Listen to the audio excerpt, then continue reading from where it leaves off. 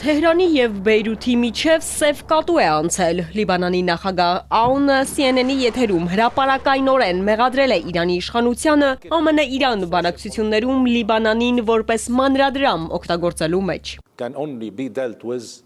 Սա իրենց երկիրը չէ, սա մեր երկիրն է, մեր ժողովուրդն է սպանվում, մեր տներն են ավերվում։ Նրանք օգտագործում են Լիբանանը որպես սակարկության առարկա ԱՄՆ-ի հետ իրենց բանակցություններում։ Դա անընդունելի է։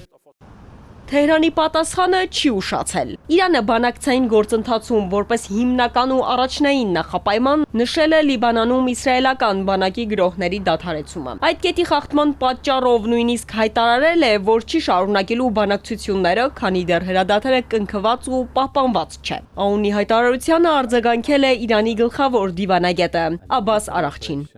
Պարոն Աունի մեկնաբանությունից այնպիսի տպավորություն է, թե իբր Իրանն է օկուպացրել Լիբանանի տարածքի 1/5-ը, տեղահանել լիբանանցիների 1/4-ին եւ ամեն օր ռմբակոծում սեփական երկիրը։ Եթե Լիբանանն Իրանի համար մանրադրամ լիներ, մենք վաղուց արդեն գործարքի գնացած կլինեինք։ Փրկեք Լիբանանը ձեր իրական թշնամուց, պարոն նախագահ։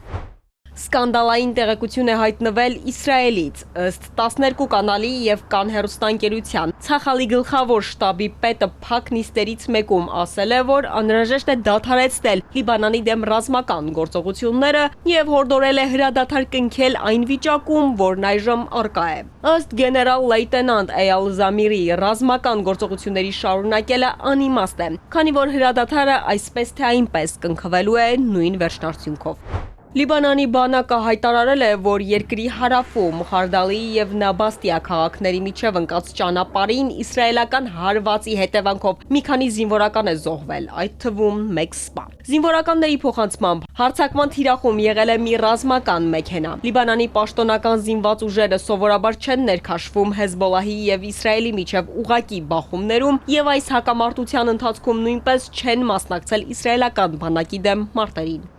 Մինչ Թեհրանն ու Բեյրութը հակամարտում են խոսքով, Իսլամական հեղափոխության պահապանների կորպուսը հարվածում է ու անխոս։ Բալիստիկ հրթիռներով թիրախավորել են Քուվեյթի Ալի Ալ-Սալեմ ավիաբազան եւ Բահրեյնում ԱՄՆ ռազմածովային ուժերի 5-րդ նավատորմի շտաբը։ Սա պատասխանն էր Հորմուզի նեղուցում տեղի ունեցած բախման, որի ժամանակ ամերիկյան ԱԹՍ-ները հարվածել էին Իրանի կապի աշտարակներին, ասել է Իրանի հեղափոխության պահապանների կորպուսից։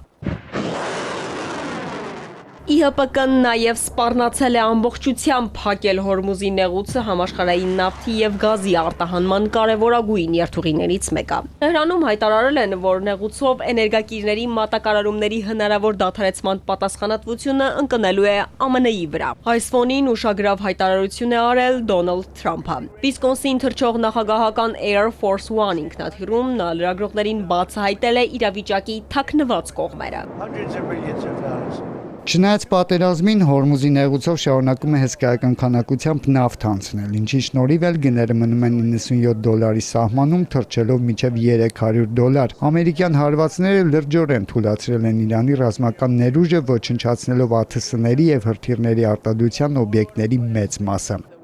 Ըստ Սպիտակ տան ղեկավարի այժմ Իրանը պահպանել է իր ռազմական հզորությունների ընդամենը 21-ից 22%, մնացածը ոչնչացված է։ Այդ իսկ պատճառով ըստ նրա Մերձավոր Արևելյան ներկայիս ճգնաժամը կարգավորվելու է կարճ ժամկետում։ Իրանում եւ Մերձավոր Արևելքում իրավիճակը բավականին հաջող է առաջ գնում։ Մենք դա կավարտենք կամ թղթի կտորով կամ ավելի կոշտ մեթոդներով։ Իրանական կողմն իր հերթին առաջ է քաշում իր պայմանները։ Գերագույն առաջնորդի ռազմական խորհրդական գեներալ-մայոր Մոհսեն Ռեզային շեշտել է. ցանկացած համաձայնություն հնարավոր է միայն այն դեպքում, եթե Վաշինգտոնն ապասառեցնի Իրանի $24 միլիարդ ակտիվները։ Հակառակ դեպքում նա սպառնացել է պատերազմը տարածել Հնդկական օվկիանոսից մինչև Միջերկրական ծով։ Ալադավթյան, Ալինա Սահակյան, Էպիկենտրոն։